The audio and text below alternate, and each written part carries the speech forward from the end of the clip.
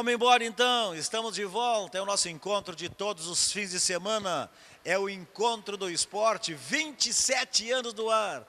Hoje mais um programa itinerante, estamos visitando aqui o centro de treinamento, olha só o que o professor Brandão faz, ciclo 21. O professor Brandão aí que está sempre com a boleirada, o pessoal treina aqui para manter a forma, os ex-boleiros também treinam aqui, enfim.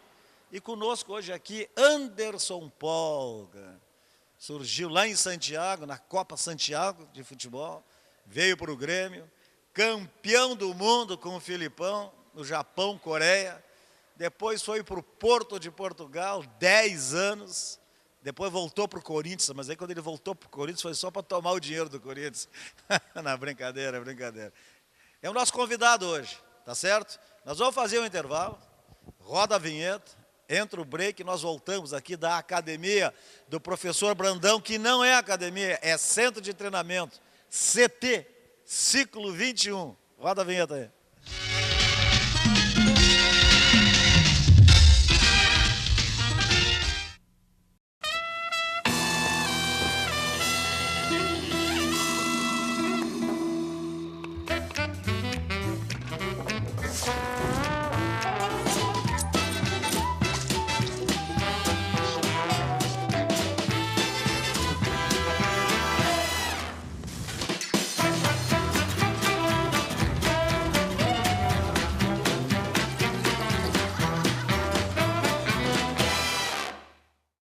A Lu é enfermeira, dedicada, trabalha o dia inteiro e ainda tem que correr para manter o hospital sempre em ordem. Sabe o que ela faz para manter o pique?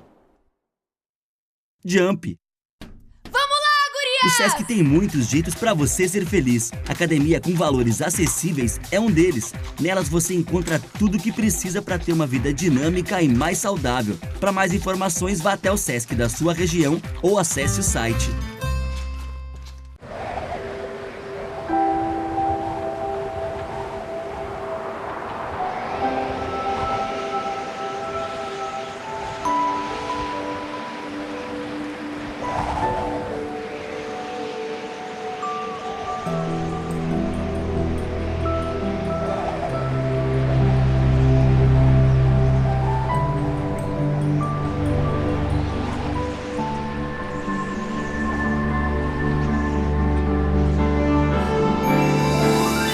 Faça a sua parte e ajude famílias em situação de risco a terem mais força para enfrentar o inverno. Campanha do Agasalho 2017. Quem doa dá força. Governo do Estado. Todos pelo Rio Grande. Chama, junta, debate, faz. Nossa escola quer cultura de paz. Essa é a Cipavi. Tamo junto com a Cipavi. Chama, junta, debate, faz. Nossa escola quer cultura de paz. Junto com a Cipavi. Tamo junto com a Cipavi. É hora de mudar, chamar a comunidade, tornar a nossa escola um lugar de igualdade. É hora de ouvir a voz da consciência, Fortalecer, unir e acabar com a violência.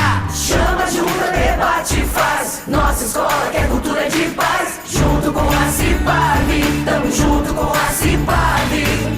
A Cipavi é uma iniciativa do governo do estado que está transformando o dia a dia dos estudantes gaúchos. Faça parte. Qual é o nome do seu futuro? O nosso é Rio Grande do Sul. Governo do estado, todos pelo Rio Grande.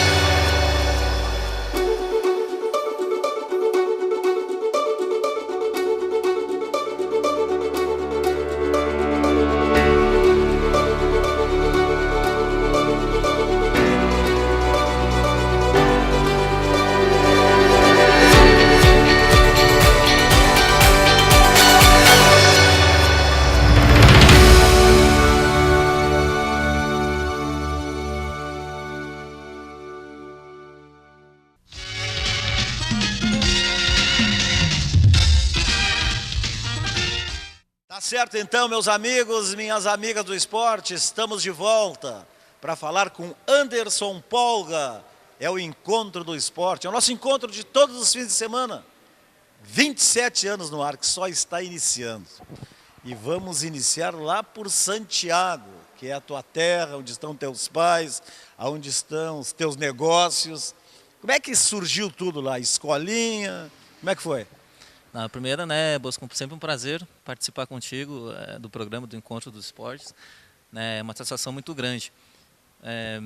Eu acho que não foi muito diferente do que é o normal, né, de cada atleta. Eu comecei no futebol de salão, com 7, 8 anos, com o meu querido, já falecido, seu Neri Cardoso, que tinha uma bela de uma equipe, a Tamioso 90 Graus. Meu nome? Tamioso 90 Graus, a equipe de futebol de salão, na época. E depois aí, através do próprio Cruzeiro de Santiago, nas escolinhas, né, nesse intervalo da Copa Santiago e futebol que eu praticava em Santiago, também acabei jogando nas equipes de várzea do campeonato da cidade, no Riachuelo, que é uma equipe do bairro onde eu vivo, onde meus pais vivem. Mas o que me abriu as portas realmente foi era a Copa Romeu Goulart Jacques, hoje é Copa Santiago, né, mudou o nome. Então eu acabei jogando 3 anos pela equipe de Cruzeiro de Santiago, 94, 95 e 96. E nesse ano de 96 eu acabei vindo para o Grêmio, né, para a equipe de juvenil, retornando lá no ano de 97, participando pelo Grêmio. A gente conseguiu vencer a competição, né, que para mim foi meu primeiro título especial. Então foi a Copa Santiago, a cidade de Santiago, que tem até hoje a competição, que eu acho que todos os jogadores dos grandes clubes, da própria seleção brasileira, passaram por lá. Bom, quem foi o olheiro do Grêmio que botou o olho lá e disse assim, bom, esse guri aí, vamos dar uma chance? Quem foi? Bom, na minha época, o treinador do juvenil do Grêmio era o Armando de Cessares. O diretor de futebol era o Quila, Carlos Quila. E hoje o Armando é o gerente de futebol do Brasil, de Pelotas, e o Quila virou gerente de futebol e está no Nordeste de dono lá. Já foi no Náutico, no Santa Cruz, um monte, né? Já trabalhou bastante no futebol, né, no Nordeste do Brasil. Acho que o amador, né, a parte amador do Grêmio naquela época, tinha o Sérgio Vasquez, tinha o Juarez, que comandava, né? Então foi essa equipe que trabalhou. Alô, Serginho Vasquez, vou te dar uma moral, hein? Descobri-se um, hein, pelo menos, hein? Um só, Serginho. E ele lembrar do Juarez. Sabe que eu vou te contar uma história do Juarez, não vais acreditar. E eu nunca esqueci isso. Ele era um grande centroavante. E jogava no Santa Cruz. Aí o Bagé, da minha terra, contratou o Juarez, porque ele era um grande centroavante. E ele ia de carro para Bagé, capotou o carro, não conseguiu assinar o contrato com o Bagé, por isso que ele puxava aquela perna dele. É uma história... Isso aí tu não sabia? Não sabia, isso aí ele nunca contou para nós. Mas, bom, foi o Grêmio tinha uma bela de uma equipe juvenil naquele momento. Quem é que jogava lá, tu lembra, no Grêmio? Tinha, o goleiro era Eduardo Martini, depois naquele grupo de jogadores que depois chegaram a ser profissional e jogaram, tinha o Gavião, o Carlos Gavião, o Ronaldinho. Tinham excelentes jogadores, o Adilson, o Jônior, o filho do Caçapava. Né, então, era uma bela de uma equipe 79-80. Então, foi uma equipe, uma passagem do juvenil muito forte do Grêmio. Sempre foi zagueiro ou tu era outra posição? Não, eu no Cruzeiro de Santiago eu comecei, no primeiro torneio que eu disputei, eu joguei de lateral direito. Aí o segundo e o terceiro eu joguei de volante. E foi nessa posição que eu acabei vindo para o Grêmio. Porque no meu último torneio pela equipe de Santiago, eu joguei 3 jogos e fiz 3 gols. Então o Ronaldo jogou 7 e fez 3 gols. Ficamos nós dois como artilheiros, né? Então foi nesse meu último ano que por essa coisa de fazer os gols e pelo belo torneio que eu fiz também, que despertou não só a cobiça do Grêmio, de várias equipes, mas acabei vindo para o Grêmio, né? Até porque... Quais outras equipes que te queriam também? Não, na época tinha o Criciúma, o próprio Internacional, que participaram daquele campeonato. Não lembro se o Santos também estava, Ponte Preta. Então tinham 7, 8 equipes que queriam que desejavam que eu fosse. Mas já foi difícil de sair de casa, os pais não deixavam. Vamos entrar nisso aí. Como é que foi o convencimento com teus pais? Tu era novinho, o quê? 15 anos? Com 15 para 16 anos, olha, vou deixar Santiago, vou morar na caverna, é isso? A caverna, para quem não sabe, é uma concentração da gurizada que tinha no Olímpico embaixo da arquibancada.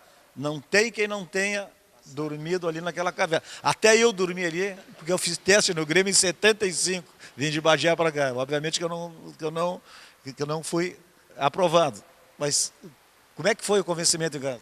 Não, eu tive uma situação difícil em casa porque a minha irmã, 3 anos mais velha que eu, já morava aqui em Porto Alegre e estudava com a minha tia. E meu pai sofreu um AVC com 33 anos, então ficou com sequelas, né? Então eu era o homem da casa que ajudava a minha mãe e ajudava nas tarefas, estudava, quer dizer, já tinha até um trabalho no meio turno. Então foi difícil deixarem eu sair, porque eu ajudava. Mas aí foi na época que era o cônsul do Grêmio, era vice-prefeito da cidade, o falecido Barbella, o falecido Chicão também. Vou te contar outra história que tu não sabe. O Chicão, eu sou de Bagé e fui fazer jornalismo em Pelotas. E o Chicão de Santiago, engenharia em Pelotas. E lá naquele tempo, aí, 30 e poucos anos atrás, tinha o curso básico, onde todos os cursos faziam algumas matérias em conjunto. Aí depois eu fui para o jornalismo, ele foi para a engenharia, coisa e tal, e o Chicão jogava conosco lá.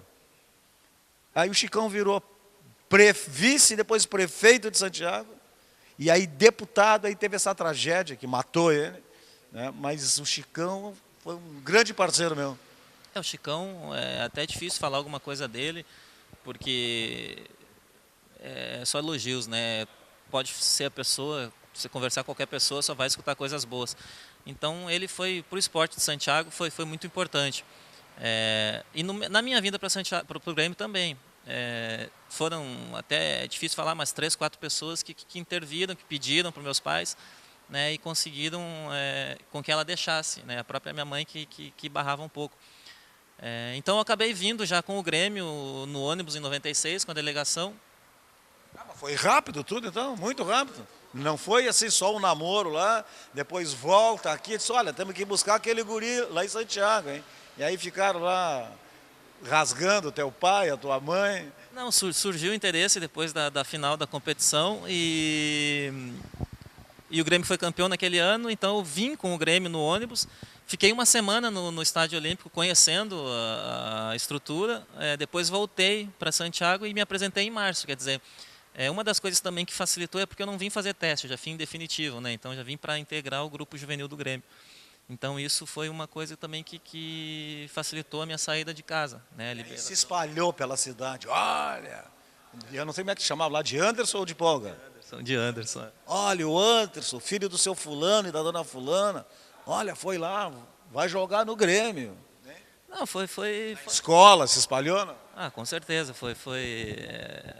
Estamos falando, né, de 96 isso, né, há praticamente 21 anos atrás. Estava fazendo o primeiro grau ainda. Primeiro grau ainda.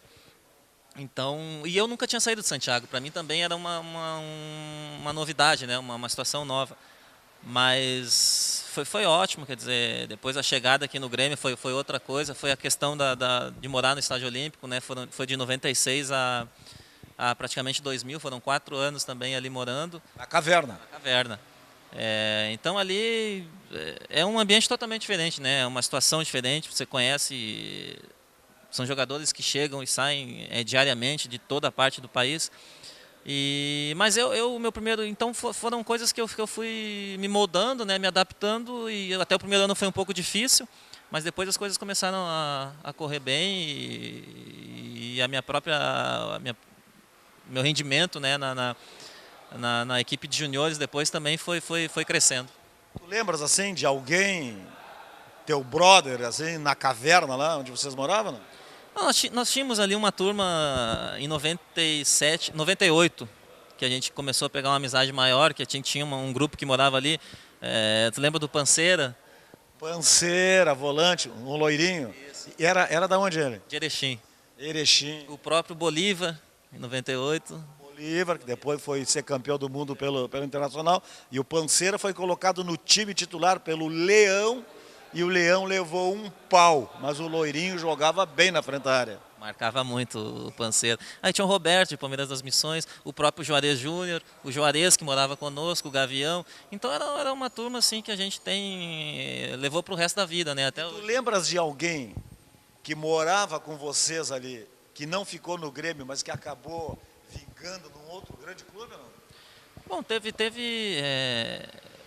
é difícil até de falar, porque como eram muitos, né? Agora não me vem à memória. Mas, claro, depois tiveram alguns que saíram, tiveram a infelicidade de não poder jogar em clubes grandes, mas rodaram, né, o interior gaúcho. Mais um que morava conosco, o Pingo, que nós chamávamos de Pingo, que era 2 anos mais novo, era do infantil, nosso juvenil, o Maicon, que depois foi para a Inter de Milão, para a seleção brasileira. O Maicon aqui de Novo Hamburgo, esse? Não, lateral direito? De lateral direito. Claro, filho é de Novo Hamburgo, filho do Manuel, o pai dele era titular da lateral direita do Novo Hamburgo. E o Filipão jogou com o pai dele. E aí diziam maldosamente, não, o Filipão convocou o Maicon porque o Filipão foi companheiro de time do Manuel, o pai dele. Que, aliás, é uma história verdadeira. O umbigo do Maicon está enterrado no campo do Novo Hamburgo, naquele antigo campo. Então depois se eu não me lembro, eu acompanhei com ele estourou realmente, foi no Cruzeiro, lateral direito, depois foi vendido pro... Mas esse é um grande exemplo, quer dizer, o cara estava no Grêmio de graça, não ficou e ganhou o mundo. No Cruzeiro, Mônaco e Internacional de Milão, né? Depois Manchester City, seleção brasileira. Então, quer dizer, foi um jogador que chegou também num alto nível, que eu me recordo agora, mas teve mais, né? Mas não me passa pela cabeça agora. Mas era eu lembro que infantil, juvenil e júnior do Grêmio naqueles anos eram muito fortes, tinham grandes jogadores. De Santiago, fora o Anderson Polga, saiu mais alguma fera de lá, não? Não, Santiago, ela tem tradição, né, de jogadores, mas jogadores que jogaram muito na segunda divisão gaúcha, né, bons jogadores, mas que teve uma carreira um pouco mais conhecida internacionalmente. Teve o Adailton, que saiu pelo Juventude, depois Palmeiras, na época da Parmalat, aí depois jogou muito tempo na Itália, né, teve passagem pela seleção brasileira. Hoje, né, mais recente, é o Charles, o volante do Internacional. Então, esses que atingiram os clubes mais de primeira linha, né? Mas teve vários que jogaram, teve jogadores que jogaram nos clubes uruguaios, Nacional do Uruguai, Peñarol, teve uns que saíram para a França. Mas é uma cidade que está sempre formando jogadores, principalmente na parte do futebol de salão, tem muitos. Conseguisse aqui, quando viesse para o Grêmio, estudar também para terminar o 2º grau? Era bem complicado, né? Os horários eram difíceis, porque nós treinávamos de manhã e de tarde em Eldorado, quer dizer, tinha que sair do Olímpico, ir ao Eldorado, retornar, chegava praticamente no Olímpico quase 6 horas da tarde, aí 3 categorias para tomar banho no mesmo vestiário, difícil, né? Quase 100 atletas. O grande massagista Limonada cuidando de vocês. O Limão tinha uma equipe espetacular ali. Então era difícil, porque fazíamos no centro da cidade, que era no Monteiro Lobato, né? Então era complicado os horários, chegávamos quase sempre atrasados, né? Mas conseguisse terminar? Sim, terminei e... Bom, a força é ferro, né? Mas depois que subiu o profissional também aí diminui, o tempo é mais complicado ainda em relação às viagens, mas deu tudo certo. O Baidec, zagueiro, já famoso aí no Grêmio, passou no vestibular para Educação Física no IPA. Mas o Baidec ia a uma aula por mês. Aí um dia porque era uma coisa assim diferenciada, o jogador estudar, que não tem tempo mesmo. É hotel, é avião, é viagem, é concentração. E aí eu levei o Baidec no IPA lá, para ele numa aula, para nós gravar ele na aula. Aí foi a sacanagem, porque os colegas ali diziam, pô, Baidec, tu não vem nunca na aula, hoje tu viesse aqui só para dar entrevista. Não, mas é difícil isso, né? Ter que juntar os dois. Eu acho que hoje se o jogador quer, até é melhor, é mais possível, né? Naquela altura, acho que as condições não eram as melhores. Tem o ensino à distância, né? Vai para o computador ali também. Há mais formas, né? Mais possibilidades, então é só ter interesse, né? Então, antigamente era mais complicado. Na minha fase já era, imagino, ainda anteriormente. É que na concentração antes só tinha a canastra, certo? No teu tempo já devia ter o videogame. Hoje tem o quê? Hoje são os boleiros, usam 10 telefones celulares e um fone, aquele, que eu não sei para que é aquele fone, que é para não falar com a imprensa. Só pode ser. Né? Mas hoje dá para estudar na concentração à distância. Com certeza, a internet, né, facilitou muita coisa, as redes sociais, isso não existia. Né? Em 2000, até 2005, 2006, isso não era possível. Então mudou muita coisa, facilitou muita coisa, né? O acesso é mais fácil. Então hoje em dia dá para conciliar bem. Tem jogadores, tem vários exemplos que jogam e estudam também, então é só querer, né? Sabe que o ex-zagueiro do Grêmio e do Corinthians, o William, que hoje é comentarista da Sport TV, fez faculdade de lógica. E num programa meu, nesse programa, na TV Guaíba, ele quis me comprovar no ar, ao vivo, que 2 mais 2 não eram 4. Não, eu provo para ti que 2 mais 2 não são 4. Não, mas como? Não, eu estudei lógica. Não, mas 2 mais 2 são 4. E ficou aquela discussão e nós não chegamos a conclusão nenhuma. Bom, vamos fazer um intervalo desse primeiro bloco. Vamos voltar agora em seguida, depois desse break, para falar sobre o Grêmio, como é que o Polga passou para o grupo principal, a disputa de posição. E aí, num terceiro bloco, aí nós vamos falar do Polga. 10 anos lá no Sporting de Lisboa, seleção brasileira, como é que ele... Bom, tudo isso. Roda a vinheta aí.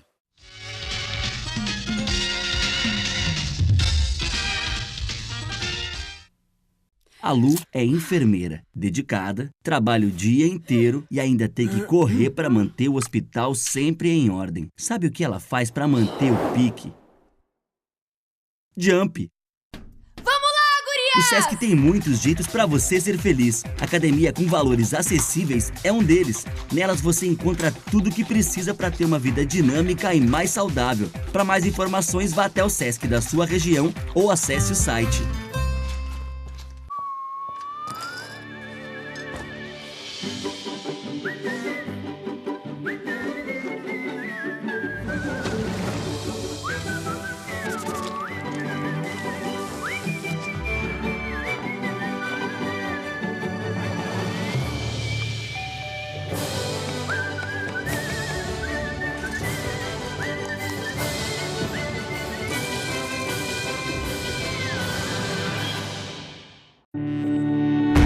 Chama, junta, debate, faz. Nossa escola quer cultura de paz. Essa é a Cipavi, tamo junto com a Cipavi. Chama, junta, debate, faz. Nossa escola quer cultura de paz. Junto com a Cipavi, tamo junto com a Cipavi. É hora de mudar, chamar a comunidade, tornar a nossa escola um lugar de igualdade. É hora de ouvir a voz da consciência. Fortalecer, unir e acabar com a violência. Chama, junta, debate, faz. Nossa escola quer cultura de paz. Junto com a Cipavi, tamo junto com a Cipavi. A Cipavi é uma iniciativa do governo do estado que está transformando o dia a dia dos estudantes gaúchos. Faça parte. Qual é o nome do seu futuro? O nosso é Rio Grande do Sul. Governo do estado, todos pelo Rio Grande.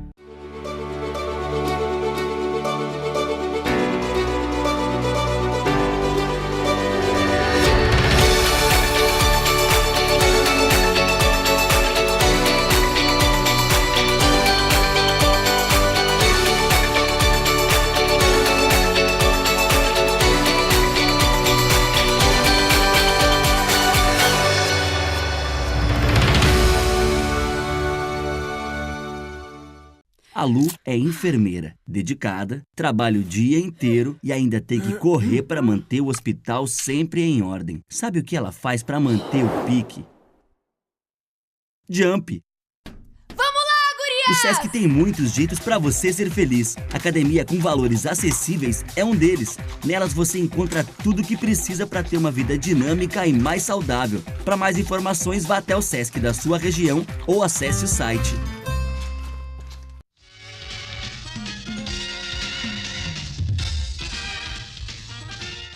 Vamos embora então para o segundo bloco. Tá bom o papo?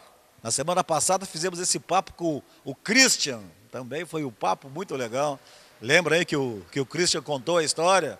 Que lá em Portugal teve que casar para poder ficar lá. Nem conheceu a noiva, aí casaram. Aí não, casa porque aí tu vai conseguir aí a residência, coisa e tal.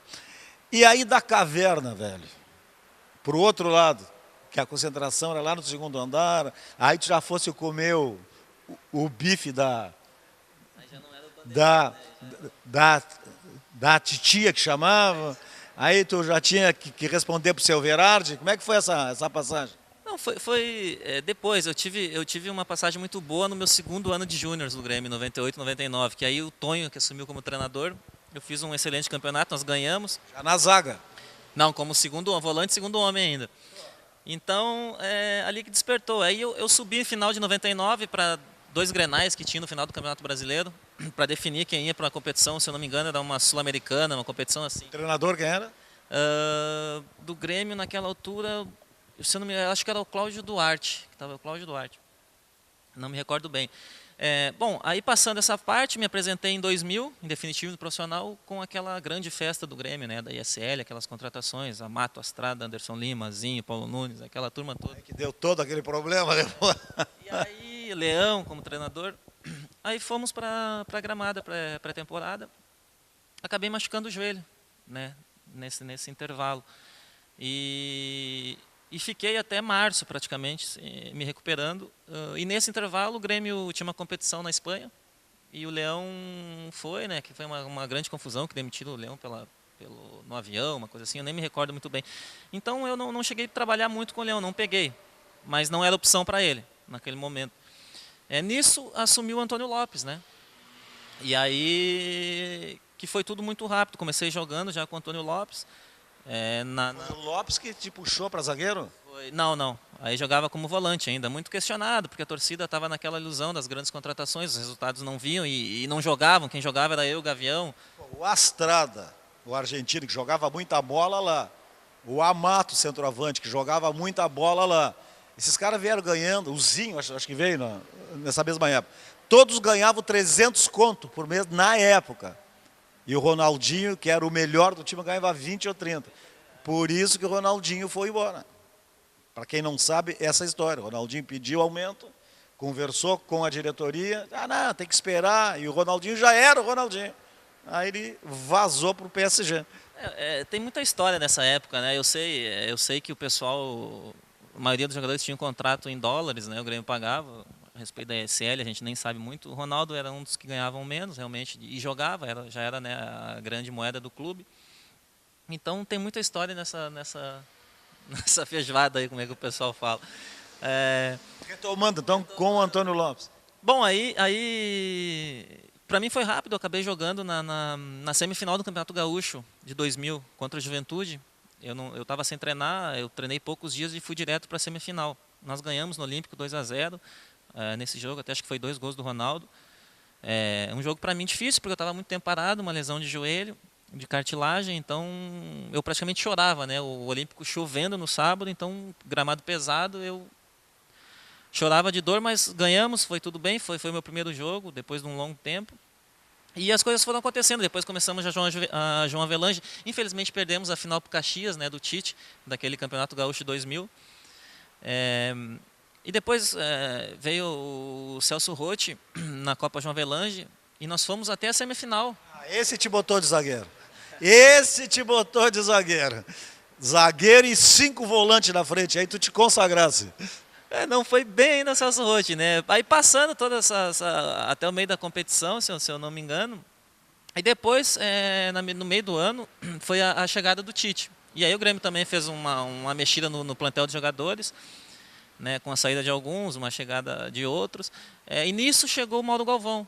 Né, e eu, se eu não me recordo, o Mauro Galvão chegou na altura no Grêmio naquela época com 38 anos.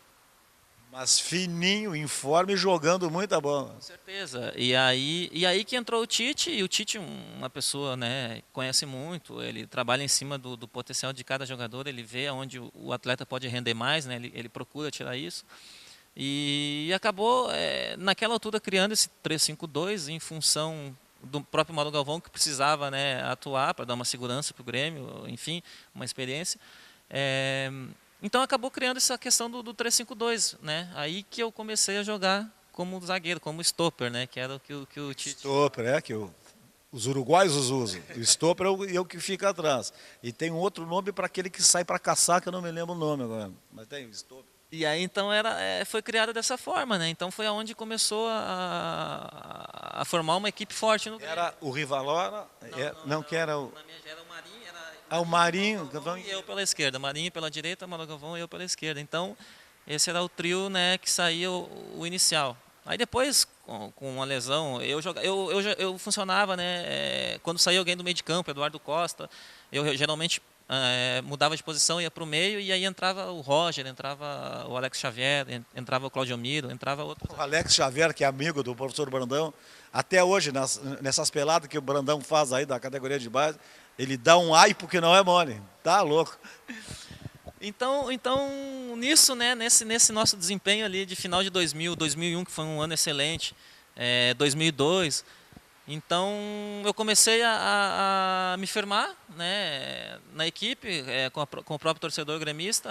As atuações da nossa equipe, que tínhamos um belo grupo também, foram excelentes. E aí tu já pensava, pô, tem o Mauro Galvão atrás de mim, tô tranquilo. Passava uma segurança, realmente, uma experiência, uma tranquilidade, né, conversava muito, então aprendi muita coisa com ele naquele tempo ali junto. Não só ele, o próprio Anderson Lima, o próprio Zinho, são jogadores que na altura vencedores, né? O Anderson Lima, o lateral direito, batia uma falta, pelo amor de Deus. Uma qualidade imensa, então eu aprendi muito com esses jogadores, vencedores, né? Então, com uma bagagem muito grande, para mim foi muito importante naquele momento mais difícil no Grêmio de afirmação.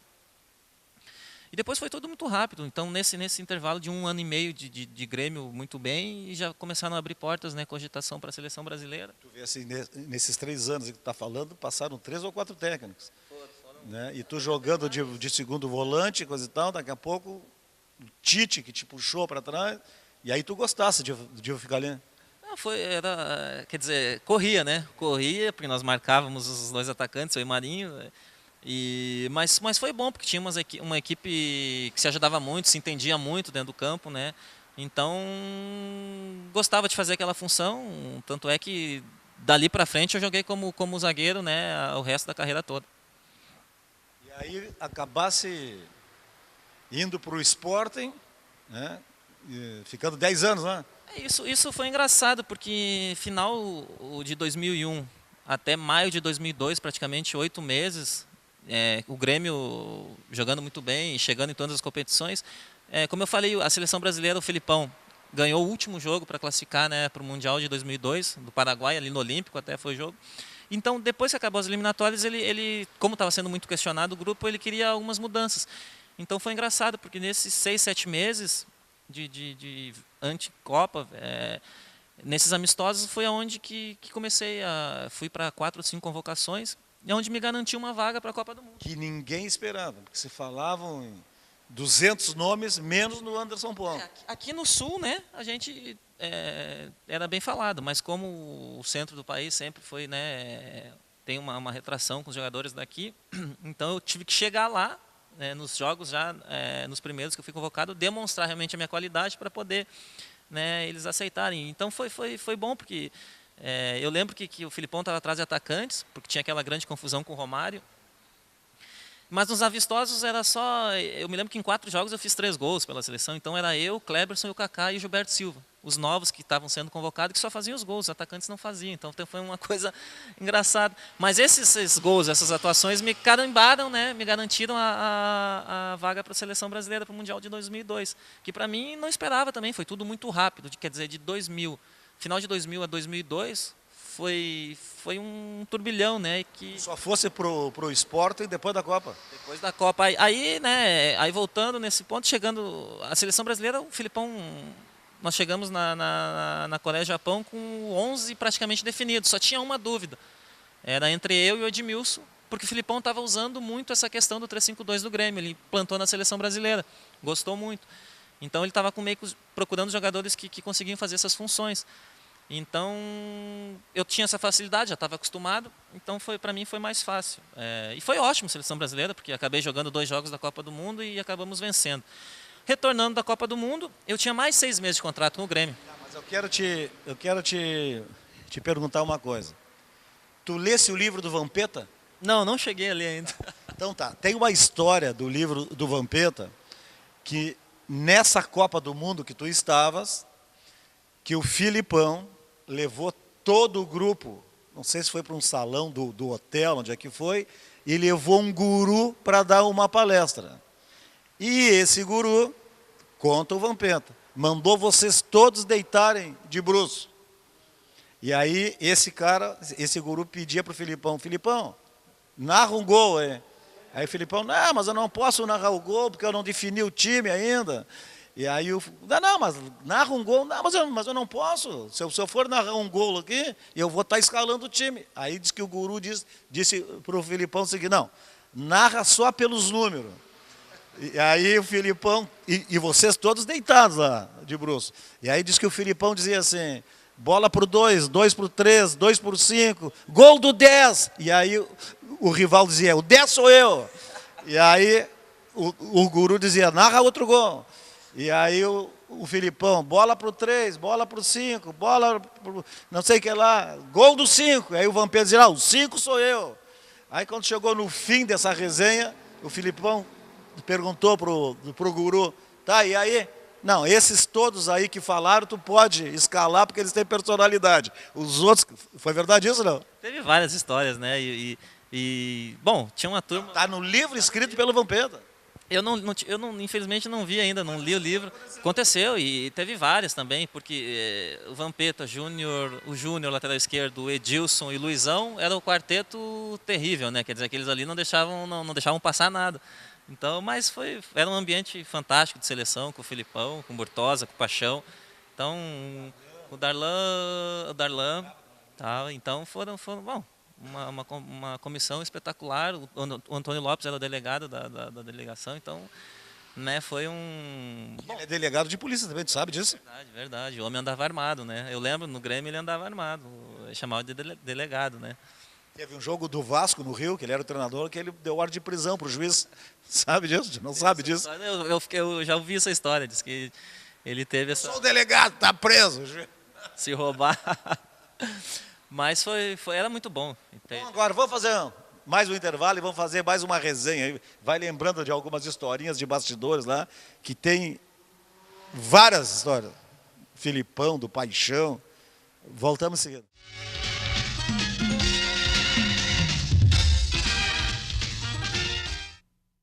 A Lu é enfermeira, dedicada, trabalha o dia inteiro e ainda tem que correr para manter o hospital sempre em ordem. Sabe o que ela faz para manter o pique? Jump! Vamos lá, guria! O Sesc tem muitos jeitos para você ser feliz. Academia com valores acessíveis é um deles. Nelas você encontra tudo o que precisa para ter uma vida dinâmica e mais saudável. Para mais informações, vá até o Sesc da sua região ou acesse o site.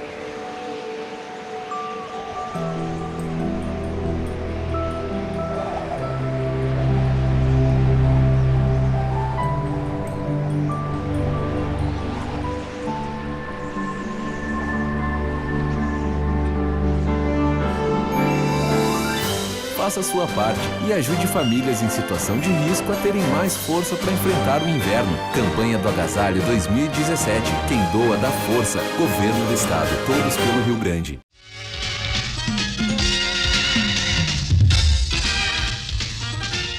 Vamos embora, pessoal, para o último bloco do nosso encontro de todos os fins de semana. É o Encontro do Esporte, 27 anos no ar. fazendo melhor pelo esporte amador, dando força para o futebol profissional. Estamos aqui no centro de treinamento do professor Brandão, que chama-se ali Ciclo 21. Cheirando novinho, aparelhagem nova. Tá certo, pessoal? Tem uma história, eu não sei se tu estava no Grêmio já, no time titular, que foi uma brincadeira do Filipão com o Paixão. Que o Filipão sempre dizia que o Paixão era o pé frio. Aí um dia na preleção o Filipão trouxe um balde com água quente e disse pro Paixão, bota o pé aqui dentro, vamos aquecer teu pé porque tu é pé frio. Tu estava nisso? Não, essa aí era antes, né? O Filipão, eu não peguei como treinador no Grêmio, né? Não, mas eu peguei o Paixão depois em 2001, 2002 como preparador. Mas tem histórias dessa dupla aí, né? Até porque tantos anos que trabalharam juntos. Né? Seleção brasileira, lembra um pouco dos bastidores antes e depois, principalmente essa questão do Romário. Porque o Filipão apostou nisso. E apostou da seguinte maneira, no Ronaldo Fenômeno, que estava todo quebrado. Todo mundo dizia, esse não vai se recuperar, isso não vai jogar, o Filipão tá louco. E o Ronaldo mal, joelho estropiado, perna. E aí o Filipão bancou, e o Ronaldo acabou dando a Copa. Eu lembro do Ronaldo. O Romário era uma questão muito difícil, porque teve um certo problema entre ele e o Filipão. Uma questão. Foi no Uruguai, lá naquele jogo que o Brasil perdeu de 1-0, 1-0, que o ônibus estava em frente do hotel para ir para o Estádio Centenário, só faltava o Romário. E aí o Filipão mandou não sei quem do Grêmio, vai atrás do Romário. Aí o cara entrou no quarto do Romário, essa é a história. E o Romário nunca mais foi convocado.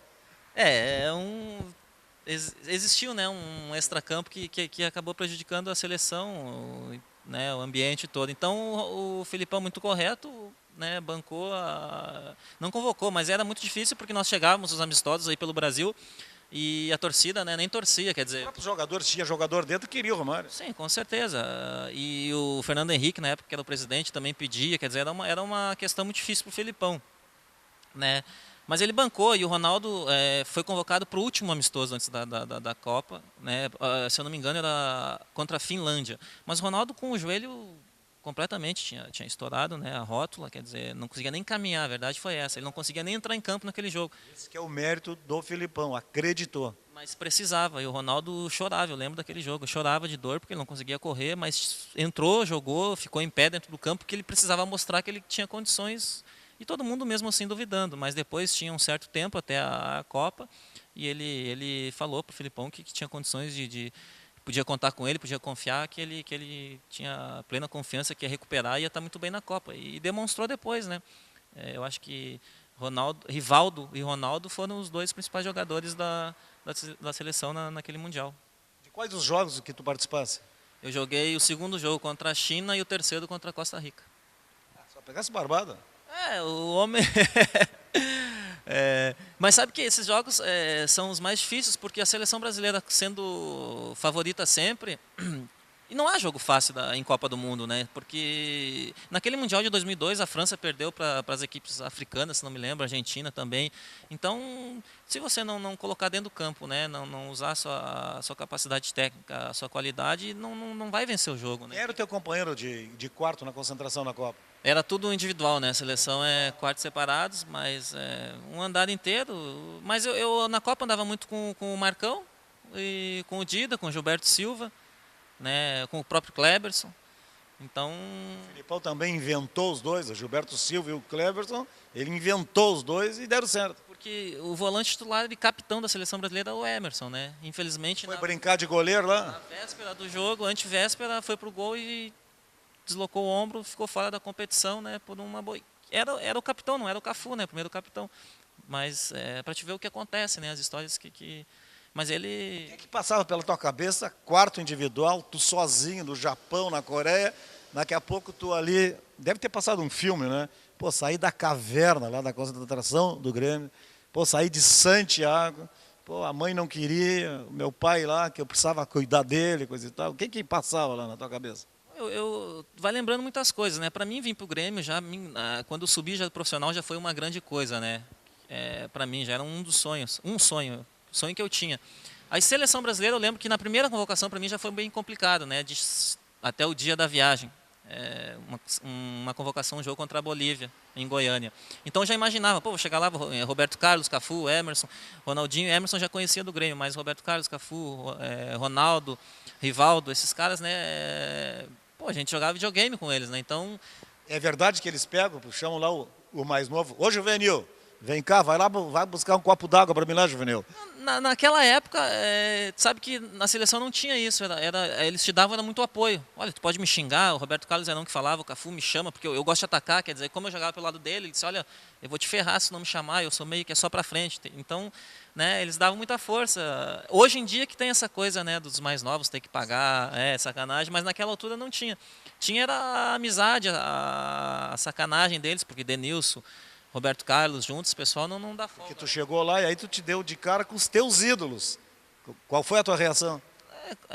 Para mim foi, né, o primeiro momento era até de um impacto, né, de bom, até cair a ficha, né, eu lembro naquele amistoso eu saí jogando já com eles e vencemos de 5 ou 6-0, eu fiz um gol, né, então para mim aquilo ali foi tudo me ajudando a encontrar um ambiente que me deixasse mais solto.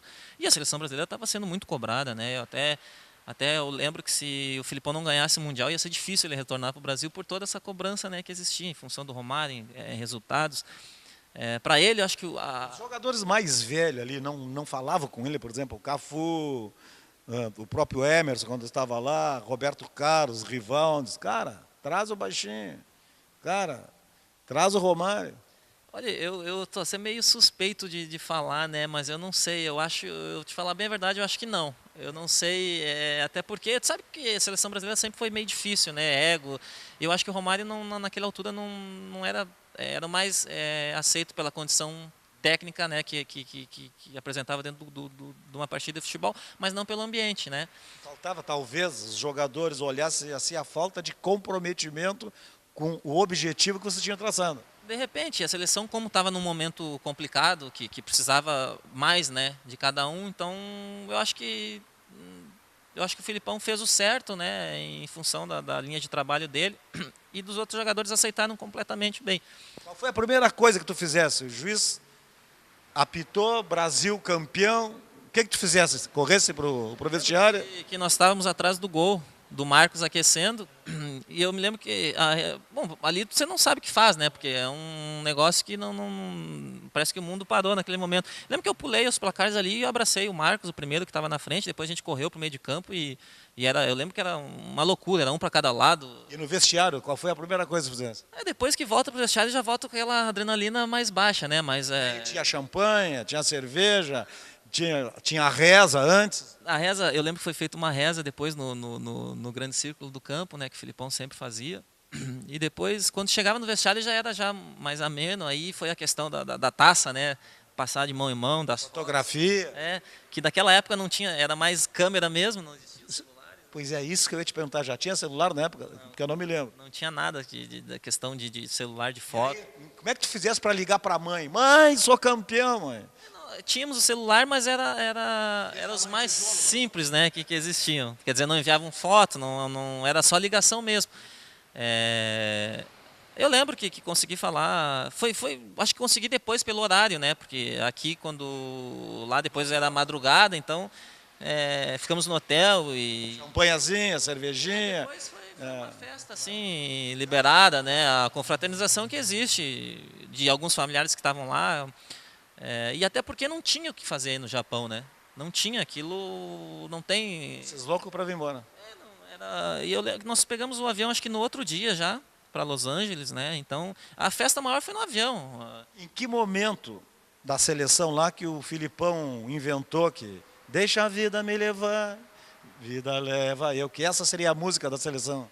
Tinha essa e tinha a da Ivete também, né? Da Levantar Poeira. Mas isso os jogadores já cantavam. Mas o Filipão, ele botava no vestiário quando vocês chegavam, como é que era? Depois isso ele começou no ônibus com os batuques, né? Do Ronaldo, do Cafu, dessa turma toda, do Júnior, do Vampeta. E aí eram as músicas que mais cantavam. E aí eu acho que como naquele momento a Ivete também sempre tem um carinho muito grande, né? E a música também, acho que com o momento da seleção se encaixou muito bem com o Filipão nessas duas músicas. Aquilo virou diário, né? Quer dizer, ele quando estava meio quieto, ele levantava no ônibus e gritava e mandava, olha aqui seus não vamos fazer barulho hoje, né? Então ele pedia e ia acontecendo isso. E ele botava e essas músicas para tocar no vestiário também, não? Tocavam, colocavam. Nem precisava colocar, né? Porque se cantavam inúmeras vezes em todos os ambientes, chegando o treino, indo em direção ao almoço, depois do treino, o hotel, o corredor do hotel. Então ficou uma coisa que tinha que se fazer, né? Chegou no vestiário, campeão do mundo, pegasse as tuas chuteiras, as meias, o calção, a camisa e guardasse. Tudo guardadinho. Né? Eu tenho, desde o meu primeiro jogo pelo Grêmio, eu tenho a camisa. Quer dizer, eu tenho quase todas as camisas que eu joguei como jogador de futebol profissional. Eu tenho quase 1000 camisas em casa. No clube dizem, eu não sei, que tu troca a camisa no clube, mas tu tem tu tem direito a uma ou duas trocas, mas se trocar mais do que isso, tu tem que... Paga, né? Paga. Na minha época eram 2 camisas, né? Que sempre tem 2 camisas. O tio Hélio. Sabe que eu estava vendo o Grêmio agora com o Corinthians? Estou em casa vendo o Grêmio e o Corinthians, daqui a pouco entra o Zezinho em campo. Eu disse, pô, mas o Zezinho continua ali, cara. O tio Hélio tá ruim, né? O João faleceu, né? O João faleceu. Aí sobrou, o Bainha tá no Inter. Aí eu olhei assim, o Zezinho, mas o Zezinho tá inteiro. E fuma umas 3 carteiras de cigarro por dia. Né? Tinha uma turma ali, né, falando, o tio João, o Zezinho, o tio Hélio, o Limão, o Pedrão, né, o segurança. Então, uma turma que era também... Mas na questão das camisas, o tio Hélio era meio ruim de negócio. Mas aí sempre dava uma ajudinha, né, num bicho numa coisa, então ele dava uma facilitada. E na seleção, quantas camisas pode trocar ou troca à vontade? As camisas também eram 2 por jogo, né, mas depois sempre tinha muitas camisas à vontade. Mas geralmente a gente usa, né? Tu usa uma no primeiro tempo, ou troca, né, com o adversário, e a outra sempre usa também, mas guarda, né? Então sempre estava com... No vestiário, no intervalo, na seleção e nos clubes, se troca as camisas porque estão suadas, coisa e tal, não? Tá ali, né? O jogador troca se quer. Tem gente que continua com a mesma, mas a maioria troca. Em dia de chuva, que está tudo muito molhado, troca meia, troca calção. Tem sempre, né? Está sempre disponível. Vai do jogador trocar ou não. E aí no Porto, para nós encerrar, 10 anos no Sporting, melhor dizendo, no Sporting de Lisboa. Eu voltei da seleção ainda, né? Meu contrato vencia em dezembro. Eu fiz mais 6 meses para a Libertadores de 2003 com o Grêmio. Depois, como tinha a questão da Lei Pelé, o Grêmio não tinha como... Nem foi feito proposta, né, para mim ficar, até porque estava um pouco mais valorizado em questão da seleção. Acabou surgindo alguns clubes, né? Infelizmente eu, para o Grêmio, e no momento bom para mim, fiquei com o passe na mão, eu acabei fazendo minha negociação, né? E fui para o Sporting, fechou, um clube maravilhoso, uma torcida, né? As pessoas super corretas. Foi o pé de meia. Dá para dizer que sim, né? Porque eu lembro que quando eu cheguei lá, o euro era 4,10, né? Então, quer dizer, eu vinha de férias para cá, eu trazia 10 mil euros no bolso, virava quase 50 mil reais. Então era uma coisa impressionante, né? Foi muito bom, não só na questão financeira, mas também como profissional, o carinho que eu tenho com o povo português em si, com torcedores do Benfica, do Sport, né? Então foi maravilhoso para mim, para minha vida, para minha família, foi espetacular. Depois 4 meses no Corinthians e deu. Depois eu retornei para o Brasil em 2012, final de 2012, e acabei o Tite, né? Como tinha essa questão da Europa de 10 anos, ele ia para o Mundial Interclubes contra o Chelsea, eu acabei participando lá, mais falando mesmo da maneira do europeu jogar, da forma, né? Mas fui feliz, fui para o Japão com eles, né? Também consegui no mesmo estádio em Yokohama, que foi o pentacampeonato, o campeonato mundial com o Corinthians também. Para mim foi titular? Não joguei. Até porque a equipe do Corinthians estava maravilhosa, né? A zaga era Chicão e Paulo André, quer dizer, o Tite é assim, né? Ele só joga, quer dizer, quando tiver oportunidade, né? Quem está jogando bem com ele vai manter sempre, justamente para ter essa questão de grupo. Cara, nossa conversa dá para fazer 3 programas. 3 programas de muita resenha, de muitas histórias. Foi um prazer te rever, sucesso para ti, saúde para tua família toda e que a gente continue grandes amigos, tá certo? Verdade, Bosco.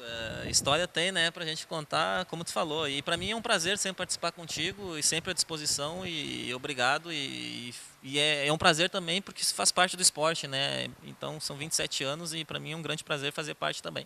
Tá bom. Anderson Polga, de Santiago do Boqueirão, de segundo volante para zagueiro campeão do mundo com a seleção brasileira e campeão do mundo com o Corinthians. Foi o nosso papo. Espero que vocês tenham gostado, hein?